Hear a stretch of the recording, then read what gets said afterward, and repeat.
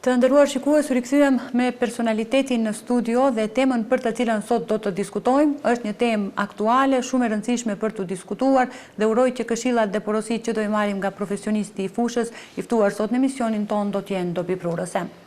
Në shumë shkolla në vend po përballemi me alarmet për bombë dhe kërcënime të ndryshme që bien deri në ndërprerjen e procesit mësimor. Mirpo për te aspektit të sigurisë, si ndikojnë këto alarme në psikologjinë e fëmijëve, psikologjinë e nxënësve, psikologjinë e prindërve dhe të shoqërisë në përgjithësi. Pikërisht për këtë temë do të flasim në këtë emision që të mundemi sadopak edhe të ndikojmë që të ruhet qetësia dhe stabiliteti emocional në shoqëri edhe në këtë kohë kushtimisht të jashtëzakonshme. Nderë dhe kënaqësi që në studion ton të na nderoj me praninë e tij për të folur për një temë kaq të rëndësishme, profesor Dr. Lulzim Murtezani, profesor universitar. Përshëndetje profesor Lulzim dhe mirë se na erdhët. Përshëndetje dhe faleminderit për ftesë. Profesor, fillimisht unë e përmenda në pika të shkurta që alarmet për bombë për te aspektit të sigurisë ndikojnë edhe në psikologjinë e nxënësve, të fëmijëve, por njëkohësisht edhe të prindërve. Si ndikojnë në fakt këto alarme në aspektin psikologjik? Do me thënë, ne duhet kemi parasysh që kjo breng është jashtëzakonisht serioze, kur kemi parasysh efektet, pasojat të cilët janë të mundshme, pasojat momentale dhe pasojat afatgjate në zhvillimin mendor, në mirëqenjen psikologjike të fëmijëve, të nxënësve, sidomos në periudhën e adoleshencës. Të gjitha këto ngjarje, të gjitha këto kërcënime përjetohen shpirtërisht, përjetohen, interpretohen nga ana e fëmijëve dhe të nxënësve. Nuk janë robot fëmijët, nuk janë makina. Ato kanë jetën e tyre shpirtërore dhe në mënyrë instinktive, kur ekzistenca jonë kërcënohet, siguria, stabiliteti, atëherë në mënyrë instinktive çdo kush reagon për të mbrojtur.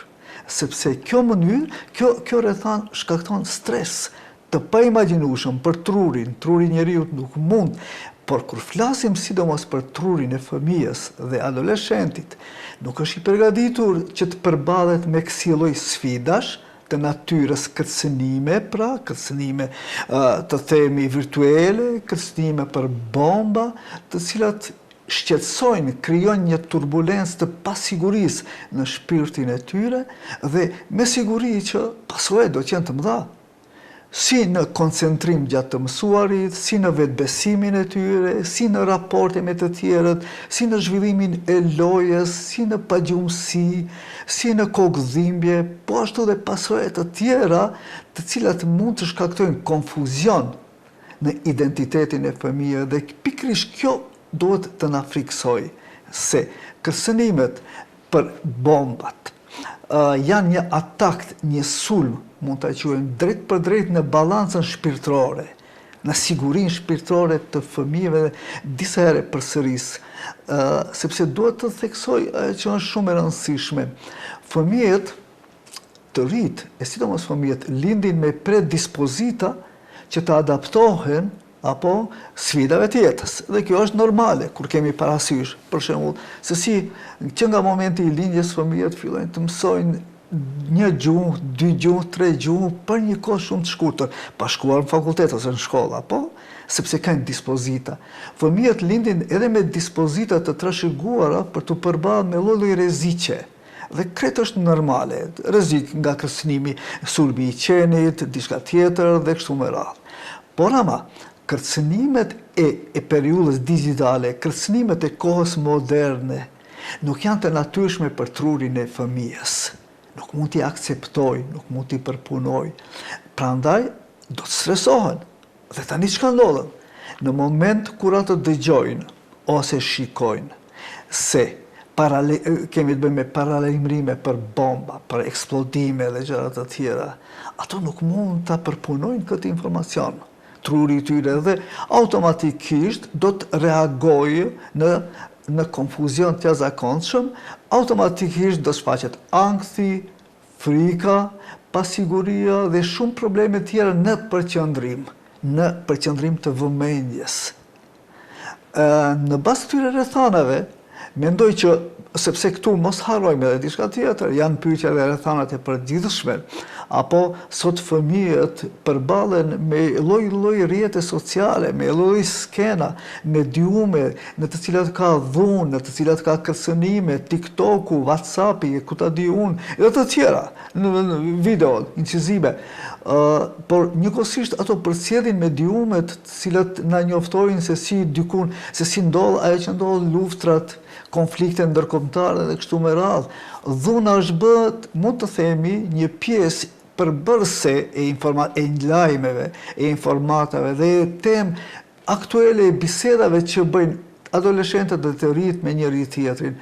Në këtë kontekst të gjerë, apo thua se mungojnë edhe këto sfida të kërcënimeve, të alarmeve për bomba në për shkolla. Me siguri që ne mund të kuptojmë se në kësi rrethana në të cilat vazhdimisht kërcënohet identiteti, siguria në veten e tyre, në rrethana të këtilla, me siguri që edhe pasojat do t'jenë, të themi do t'jenë pasojat, do t'jenë të rrezikshme për zhvillimin e tyre. Pasojat të cilat kanë të bëjnë me mënyrën, edhe njëherë përsëris, me mënyrën se si mendojnë, se si shprehen, se si komunikojnë. Unë vazhdoj me këtë gjë që mos ta ndërpresat kontinuitetin e asaj që dëshiroj të potencoj që është me rëndësi. Kur fillojmë të mendojmë sot se sa të rinj ndajnë kohë janë të përqendruar në rrjetet sociale. Dhe në ato rrjete sociale, do me thënë, kanë qasje të pakontrolluar her pas her, se çfarë përmbajtje ato analizojnë dhe kështu me radhë. Kemi parasysh këto skandale që bëhen me TikTok, apo dhune e shfaqur e pakontrolluar, abuzimet, keqpërdorimet në shoqëri, do me thënë, janë krijuar disa rrethana të cilat njeriu i rritur, apo të themi, e disbalansojnë e lere me fëmijët të cilët kanë problem, se nuk kanë përvojë, nuk kanë eksperiencë, si të përballen me situatat të këtilla. Madje, ajo që ne shikojmë kohëve të fundit, unë mendoj se një herë bisedova me ty, edhe ajo shumë e rëndësishme se të rritë fëmijët kur bëjnë në bazë të kurreshjes që kanë. Ato mund të ndërmarrin lloj aktivitete të cilat, sepse kanë dituri, njohuri për mënyrën se si mund të bëjnë lajme të rrejshme dhe gjëra të tjera, madje shpesh e rrethirin në ndihmë edhe inteligjencën artificiale dhe ajo i mëson se si të bëjnë kërcënime. Ka shumë persona që janë shumë inteligjent, të mençur, për të përdorur lloj mashtrime, manipulime nëpërmjet rrjeteve sociale dhe mjeteve tjera, dhe në këtë mënyrë ato tashmë janë përgatitur që të bëjnë kërcënime, jo të gjithë. Rrallë, por një ose dy t'jenë ashtu, çfarë rreziku mund t'jetë. Do të thënë, inteligjenca artificiale ka edhe anë negative dhe pikërisht kjo gjë mua më frikson dhe gjithë neve duhet na friksojë. Lidhur me atë se si mund të kërcënojnë në mënyrë direkte dhe indirekte. Dhe puna tjetër është ajo që të themi, nëse nuk pasojnë sanksione, nëse nuk ka kontroll, nëse nuk merren penalti, dënime, ndëshkime, atëherë disa persona për veprimet e tyre që i bëjnë në dëm të fëmijëve të rinjve, sinjalizime ose alarmime të rrejshme, apo ato mos sanksionimin ose mos dënimin do ta kuptojnë si shpërblim.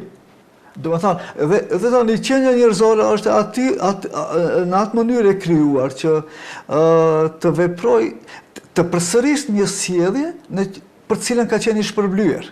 Do të thënë, ne do të shpërblejmë një sjellje që është agresive të fëmijët, të rinjt, bulizimin, ngacmimet, nëse i shpërblejmë, si i shpërblejmë me atë që ja falim ose e mbrojmë fëmijën se është i joni dhe gjëra të tjera, atëherë gjasat janë shumë të mëdha që pasi është shpërblyer ajo sjellje, e njëjta të përsëritet. Do me thënë, nëse vazhdojmë në këtë trend që këto, të themi, këto reagime, këto veprime të palejueshme të shpërblehen, a shpërblimi është edhe nuk do të thotë në kuptim që mirë e ke bë, ta suportojmë, por edhe mos reagimi është shpërblim, edhe mos reagimi, atëherë me siguri se do të kemi shumë raste të kësaj natyrës. Profesor, problemet të cilat ju pak më herët i përmendat si frika, ankthi, mungesa përqendrimi, a mund të jenë afatgjate tek fëmijët? Ose pasi të mbaroj për shembull një situatë e tillë të kalohet? Shumë pyetje me vend. Mendoj që është me rëndësi këtu të theksohet natyra e zhvillimit të trurit të fëmijës. Unë nuk do të hinë shkencë tani, s'ka nevojë për shkencë, po them, por vetë organizmi i fëmijës ka dispozita, ka forcë, fuqi që shumë gjëra t'i përballë. Për shembull ushqimet e ndryshme, ushqimet fast food, apo të marrim një shembull konkret. Dihet shkencërisht që ata janë shumë të dëmshme. Por ama fëmijët hanë, të rinjt konsumojnë. Dhe themi s'kemi gjë. Ja, mirë jemi, shëndosh jemi. Por, studime është vërtetuar që pasojat nga fast foodet do të vëren në moshën 30 vjetë, se organizmi i fëmijëve është i ri, mund t'i përvallojë tash për tash, por pasojat do t'jenë pas një kohe afatgjate. Dhe tani, edhe këto rastet, traumat, friksimet, kërcënimet të sigurisë, se mos flasim, shumë gjëra tolerohen, por kur preket siguria e individit, mund të durohet uria, mund të durohen provokimet, por kur është në pyetje ndjenja e pasigurisë, aty kemi probleme. Dhe dua të them që pasojat nuk janë momentale, por pasojat do të jenë afatgjate. Në mënyrën se si pas disa vitesh, pas shumë vitesh, është një fenomen që quhet çrregullim i stresit post-traumatik, ashtu quhet, sindroma e çrregullimit të stresit post-traumatik. Do të thënë, persona të cilat kanë qenë një kohë të gjatë në luftë dhe pastaj kur kthehen në paqe dhe kështu me radhë, gjithmonë do të rishfaqen skenat e luftës. Dhe ato do të kenë shumë probleme. Tani fëmijët, të cilët janë dëshmitarë, nxënësit, kur dëgjojnë se do të ketë bomba, apo nxënësit të cilët me siguri që friksohen, ankthi do të paraqitet ato, një frikë, varësisht prej fëmijëve. Kemi tipa të cilët e përjetojnë shumë rënd frikën, janë temperament tepër për to. Ato e kanë vështirë t'i harrojnë këto gjëra. Ka tipa të cilat janë ekstravert, të hapër shumë, ato më lehti harrojnë edhe traumat, por ka tipa introvert, edhe këtu do të flasim, ka dallime individuale mes fëmijëve, ato për një gjatë kohë nuk do t'i harrojnë traumat dhe do e kemë probleme. Do me thënë, unë mund të konstatoj që pasojat mund të jenë edhe afatgjate. Me atë që traumat të cilat përjetohen tani, zakonisht njerëzit mendojnë që i harrojnë. Dhe do të kalojnë pas si muaj. Trauma në familje, trauma në jetë, trauma fëmijët që jetojnë jetimore, traumat e fëmijëve që kanë abuzime të lloje të ndryshme. Mendoj se pas 5 vitesh, 10 vitesh do harrohen. Ajo është mashtrim, ato gjëra, trauma, asnjëherë nuk zhbëhet. Trauma do të ekzistojë, por mënyra se si do të manifestohet, ajo është diskutabile, të dikush do të manifestohet në atë mënyrë që do të ketë gjithmonë ankth. Një i ri, një i re, mund të ketë gjithmonë jetën e tij ankth dhe i laçe, të kërkojë ndihmë dhe gjëra tjera. Dikush mund të ketë probleme me depresionin, dikush mund të ketë probleme të natyrave të ndryshme. Sepse, e nderuar, Ariana, ne kur fillojmë të mendojmë këtë çështjen e këtyre kërcënimeve, paralajmërimeve për bomba, themi që njëherë do të ndodhe, okej, por kjo ka filluar të bëhet një dukuri e zakonshme. E dini si është e si, çdo njeri prej nesh kemi ndonjëherë stres, në familje, në punë dhe kështu me radhë. Dhe nuk është shumë problem. Problemi është kur stresi bëhet kronik, i vazhdueshëm, stres. Andaj, edhe këto kërcënimet, njëherë në qoftë se ka ndodhur, njëherë në 10 vjet ose në 5 vjet, nuk është shumë problem. Por ama, ne jemi dëshmitarë se ndodhin shpesh të kohës fundit. Pikrisht këtu është ai problemi që duhet të trajtohet si nga institucionet, si nga mediumet, si nga shkolla, si nga prindërit, sepse pasojat mund të jetë shumë evidente dhe të sigurta pas një kohe. Do me thënë, edhe njëherë përsëris, pasojat do të ketë, në qoftë se ky stres vazhdon në këtë mënyrë të shfaqet, edhe me siguri që për një gjë të tillë nuk jemi shumë vetëdijshëm. Po. Megjithatë, profesor, për të folur pak edhe për anën tjetër, një individ i caktuar, një person i caktuar, qoftë edhe në moshë të mitur, për ta kryer për shembull një kërcënim të tillë, një alarm të tillë për bombë, me siguri që duhet të ketë edhe çrregullime psiqike. Për çfarë mund të vuajë për shembull një person i tillë ose një individ i tillë për të kërcënuar gjithë procesin mosimor, le të themi, dhe te fundja çfarë mund të arrijë me atë? Do të thënë, ke të drejtë kur thuash, këto që janë aktorë, këto që ndërmarrin veprime të këtilla, me siguri që kanë probleme me identitetin e tyre. Madje mund të kenë edhe çrregullime psikologjike. Tani, ajo që duhet të them është se fatkeqësisht mënyra se si reagojnë individet, njerëzit në kohën e sotit dhe të kaluarën, varet prej modeleve. Çfarë modele shikojnë? Varen prej rrjeteve sociale. Çfarë shpërblehet? Problemi është të ajo se kohëve të fundit, shoqëria jonë, sepse ky problem nuk është ashtu i thjeshtë. Ky është problem që duhet shikohet në kornizat përgjithshme në fillim të analizohet. Në shoqërinë në cilën ne jetojmë, ne diskutuam edhe pak më parë, apo në këtë shoqëri është ajo kultura e vlerësimit të jashtëm, të asaj çka është mask, çka është kamuflazh, dhe vlerësohet konkurenca. Në çdo vend me rëndësi është të tregohesh, të arrish sa më shumë, apo në Facebook, të marrësh trofe, të fitosh, kryesore para të tjerëve, të jesh ai numër 1. Por meritokracia dhe ajo që është pasuri e brendshme e njerëzve nuk vlerësohet. Tani çka ndodh problemin? Këtu problemi ndodh ajo se disa individ, të cilët kanë vetbesim të ulët, madje edhe çrregullime të ndryshme narcisoide, ka lloj variante të psikopatëve, të cilët e shfrytëzojnë situatën, i shfrytëzojnë rrethanat, konfuzet që ekzistojnë në këtë shoqëri. Dhe ato ndërmarrin kësi veprime, të cilat janë destruktive, por shpeshherë disa prej tyre nuk janë të vetëdijshëm për pasojat. A ka të tjerë të cilët manipulojnë me vetdije, ka edhe të tillë, apo qëllimi është në një farë mënyrë që të dëshmojmë se dikush jam edhe unë. Edhe unë jam pra dikush në këtë botë. Sepse nëse ne si shoqëri, në shkollë për shembull, i vlerësojmë vetëm nxënësit të cilët janë të pashëm, janë inteligjent, janë të veshur bukur dhe me ato komunikojmë, duke anashkaluar nxënësit dhe fëmijët, të cilët kanë probleme, vonesa mendore, nuk janë të pashëm, apo nuk janë ekstravert të dalin unë dhe nuk i njohim, nëse pak dhe kanë probleme tjera shpirtërore, ato lloj sindrome, nëse janë anashkalojmë, problemi vjen deri te ajo që njeriu të ndihet i vetmuar. Nxënësi. Një adoleshent që ndihet jo i vlerësuar nga të tjerët. Një situatë e tillë atë e vret, në thojza të themi.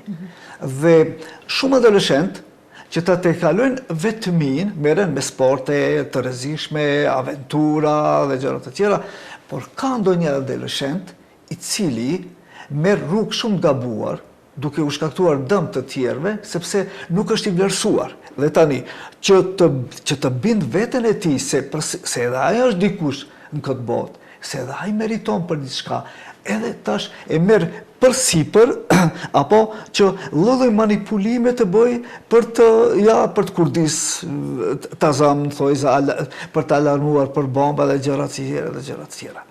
Megjithatë, profesor, a ekziston rreziku që këto alarme të shpeshta, që janë bërë edhe të zakonshme, të shkaktojnë një panik kolektiv në shoqëri, pra gjithë shoqëria të alarmohet, le të themi, ose të ketë një panik? Nëse bisedojmë për fëmijët të cilët janë të stresuar, të alarmuar, në ankth, atëherë fëmijët janë afër, prindërit janë afër fëmijëve të tyre. Dhe tani, ne nuk duam në mënyrë indirekte dhe direkte, kjo traumë, kjo ankth, kjo frikë, kjo pasiguri, kjo krizë e identitetit, me siguri do të bartet edhe të prindërit e tyre. Dhe tash, të gjithë njerëzit në institucione, në organizata, janë prindër njëkohësisht, apo kudo që janë dhe me siguri që mund të vërshoj kjo eufori mund të shndrohet në pandemi të stresit, të frikës, të traumës në mbar shoqërinë. Do me thënë, tash, mendoj se ajo që duhet ta theksoj, që në fillim duhet ta theksoj, por përsëri në kontekst të kësaj që bisedojmë, mund të them që kur vërejmë se fëmijët, nxënësit, ndryshe nga më parë, fillojnë një lojë të luajnë me shokët dhe ndërprejnë lojën pa asnjë arsye. izolohen. Ose kur vërejmë se fëmijët fillojnë të priten për lodra me agresivitet përdorin, përmenin bomba, për shembull, bjeri, mshoja, apo ndeshjet veturave dhe kështu me radhë. Kur vërejmë se fëmijët tregojnë shenja të mos interesimi për shkuar në shkollë nga frika, se do të ketë bomba, që është normale, apo kur vërejmë se fëmijët fillojnë dhe të rritë, të humbin tërësisht interesimin për të mësuar, për të nxënë, për të mësuar, dhe i shikojmë që janë emocionalisht të pa kontrolluar, këto janë indikacione, shenja të mjaftueshme që prindërit të alarmohen dhe të reagojnë për t'i suportuar, dhe jo vetëm prindërit për të gjithë. Po ne si shoqëri, profesor, çfarë mund të bëjmë për të ruajtur stabilitetin emocional, qetësinë e përgjithshme kolektive në këto raste? Do me thënë edhe njëherë, zakonisht problemi më i madh i mirëqenies së njeriut është ajo ndjesia e vetmisë, ndjesia e pasigurisë, të qenit i pavlerësuar. Tash, ne si shoqëri, çka mund të bëjmë? Ne mund të bëjmë shumë gjëra, kuptohet nëse i menaxhojmë si duhet. Çka mund të menaxhojmë? Mund të menaxhojmë që në shkollë të ndajmë kohë të veçantë që fëmijët t'i aftësojmë me kompetenca për shkallësi sociale, të jenë të aftë të përballen, të jenë të shkallët, të komunikojnë, të bisedojnë, të gjejnë mënyra se si t'i kontrollojnë emocionet e tyre, po si, jo me fjalë, por ajo arrihet me punëtori. Dhe mënyra më e mirë, strategjia më e mirë i përgatitjes për t'i përgatitur fëmijët për të përballur me sfida është të ndajmë kohë përveç matematikës, gjuhës shqipe, shkencave, të ndajmë kohë për kushtojmë dialogut me ta, t'i ndëgjojmë, të shprehen, të rrëfehen për hallet që i kanë. Dhe në këtë mënyrë të bëjmë komunikim. Strategjia më e suksesshme për të ndihmuar një nxënës, një fëmijë që të ketë një stabilitet emocional, ajo është përkraja sociale. Shok me shok, lojra sociale, lojra në komunitet dhe normalisht roli i prindërve është i padiskutueshëm, afërsia, të ndajmë kohë të dëgjojmë, jo ta paragjykojmë fëmijën, për shembull vjen një nxënës nga shkolla, vajza dhe janë kohët nënës që jam e revoltuar me shoqen time, ndërkaq nëna brenda kohës përgatit diçka ushqim, do vi mysafir, nga ana tjetër ka telefonat, nga ana tjetër ndoshta pret diçka në karrierë, në punë, nëna, dhe shkurtimisht e ndërpret, po të dëgjova, nuk gjen kohë që të përkushtohet në rrëfimet, në ankesat e vajzës ose djalit. Kjo është strategji e gabuar. Prandaj unë them që si familje kemi përgjegjësi që t'i dëgjojmë, që të komunikojmë, të dialogojmë me fëmijët së pari, si shkollë, po ashtu të promovojmë një kulturë të dialogut, se ndryshe nuk ka, do të bënë viktima fëmijët të abuzime dhe mashtrimeve të ndryshme. A si institucione padyshim, si shoqëri, roli jonë është nëpërmjet mediumeve, një rol të rëndësishëm keni edhe ju, edhe pse e kryni me mundësitë e juaja që i keni, roli i mediumeve është i jashtëzakonshëm në promovimin e dialogut, promovimin e përkrahjes, suportimit dhe modeleve pozitive të sjelljes. Institucionet arsimore, gjithsesi shkollat, mësuesit, profesorët, çfarë roli kanë në këtë mes? Roli i tyre është padyshim i rëndësishëm, por të gjithmonë të mbajmë konsiderat faktin se edhe vetë mësimdhënësit apo edhe ato përballen me situata jo të lakmueshme në kësaj rrethana që kemi ne. Dhe roli i tyre është maturia, roli i tyre është që të jenë vetëdijshëm se sjellja e tyre në fakt përcillet, monitorohet nga vetë nxënësit, nëse ai e përfshin panika, lemëria, nëse e përfshin, nëse nuk mund të kontrollojë veten e tij dhe gjëra të tjera, atëherë ajo menjëherë do të reflektohet edhe te vetë nxënësit dhe vetë fëmijët. Do me thënë, personaliteti i prindit, personaliteti i mësimdhënësit është shumë i rëndësishëm për atë se si a do të imitohet, a do të jetë model apo jo, që do të thotë se ne gjithmonë edhe në psikologjia theksojmë, fëmijët dhe nxënësit mësojnë më shumë prej mësimdhënësit, figurës së tij sesa prej librit. duke ndjek modelin e tij. Dhe roli i mësimdhënësit është pikërisht ky që të bisedoj, të ndalet, të kushtoj rëndësi orëve të veçanta për të biseduar me fëmijët për emocionet, për empatin, bisedoj me fëmijët për solidaritetin, rëndësinë e solidaritetit me njëri tjetrin, duke organizuar aktivitete të cilat nxjerrin në pa bashkëpunimin mes nxënësve. Pas këtyre rasteve të shpeshta që po ndodhin, profesor, shërbimi pedagogjik, konkretisht psikologjik në shkolla, duhet të jetë më i theksuar ditëve në vijim për të kujdesur më shumë për shëndetin e fëmijëve? Dhe kjo shumë pyetje e saktë është, domethënë, faktikisht misioni i shërbimit psikologjik, pedagogjik është pikërisht ky. Mirëqenje, lehtësimi i përballjes me shumë probleme të jetës nga ana e fëmijëve, lehtësimi, ndihmesa në këtë kuptim. Dhe unë them që me siguri, nëse ekziston kohëve të fundit, jam i sigurt, mbas raporteve që mbas informacioneve, shikoj shërbimi psikologjik i kushton rëndësi çështjes të mirëqenjes mentale, psikologjike të fëmijëve, që nuk ndodhte më herët. Më herët ishte një problem që shërbimi profesional nëpër shkolla më shumë luante rolin e të qendrit administrator, punëve administrative.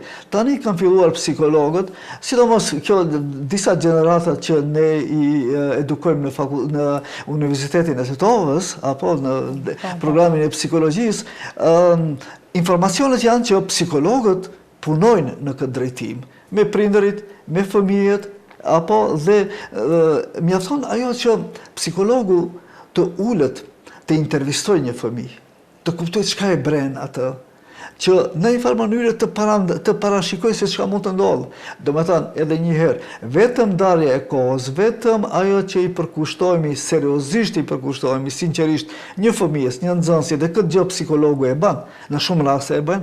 Kjo është ajo që mund të krenohemi, sepse kjo është një mënyrë parandaluese e shumë problemeve shpirtërore, mentale që mund të kenë fëmijët. Domethënë, shërbimi psikologjik, misioni i tyre është në kohëve të fundit është shumë i rëndësishëm, dhe unë besoj që një gjë të tillë ato e kryejnë. Roli i tyre është i padiskutueshëm. Profesor, për në fund, cila do të ishte porosia juaj ose apeli juaj drejtuar gjithë shoqërisë, prindërve, mësuesve në këtë mes, të cilët kanë një rol të rëndësishëm? Domethënë, diskutuam gjëra gjatë për këtë çështje, edhe të them që porosia ime ka të bëjë me përcjelljen e vazhdueshme, monitorimin e vazhdueshëm të sjelljes së nxënësve në shkollë, të sjelljes së fëmijëve në familje, në shtëpi dhe kështu me radhë. Në çdo moment që mund të detektojmë një sjellje jo të zakonshme të fëmijët, mos e lëmë se do kalojë. Jo, ka raste të tilla, por to le të jenë shenja, këmbana të alarmit për atë, sepse jetojmë në kohën e shumë sfidave. Prandaj them që prindërit, mësimdhënësit, edukatorët, mediumet, shoqëria në përgjithësi, tani është koha e fundit që të kemi në fokus, të kemi sigurimin e mirëqenjes së fëmijëve, shëndetin e tyre mental, sepse ato një ditë do të bëhen qytetarë, sepse ato një ditë do të kujdesen për këtë shoqëri. Kjo është porosia ime. Faleminderit. Faleminderit, profesor, shumë, ishte një kënaqësi shumë e madhe bashkëbisedimi me ju, përfituam shumë ne, sigurisht edhe shikuesit nga ky bashkëbisedim i dobishëm. Faleminderit shumë që gjithmonë kontribuoni për tema të tilla. Faleminderit edhe juve. Të nderuar shikues, ishte kjo pjesa me personalitetin e ditës, ku kemi folur për një temë shumë të rëndësishme dhe besoj dobiprurse. Vazhdoni të qëndroni me ne, rikthehemi pas pak në mbylljen e emisionit.